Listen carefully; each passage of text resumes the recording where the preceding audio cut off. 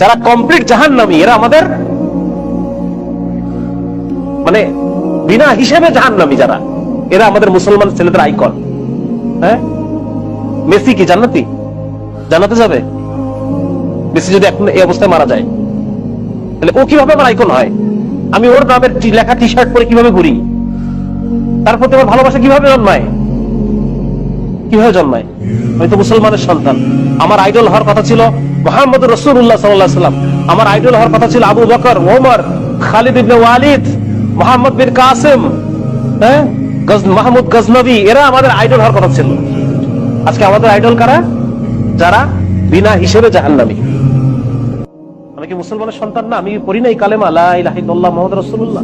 তাহলে এই ধরনের যারা আল্লাহকে অস্বীকার করে, যারা শিরকে নিমজ্জিত, কুফরে নিমজ্জিত, সিনার মধ্যে নিমজ্জিত, এই মানুষগুলো কিভাবে আমার আইকন হয়?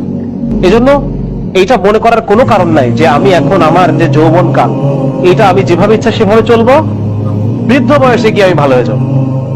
এটা যদি মনে করি আমি অনেক বড় ভুল করলাম।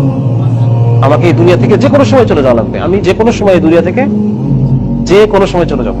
আর এখন মৃত্যু হওয়া মানে এখনই আমার আখিরাত শুরু হয়ে গেছে, বুঝা গেছে? এখনই আমার কবর, হাসর, মিজান আমার আখিরাত শুরু হয়ে গেছে।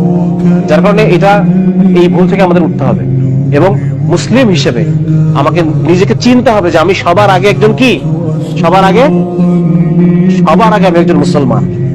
আমি আল্লাহ তাআলার বান্দা। আর বান্দা মানে আমাকে আল্লাহ তাআলার প্রত্যেকটা হুকুম ফুলফিল করতে হবে, আল্লাহর আদেশগুলো আমার মানতে হবে।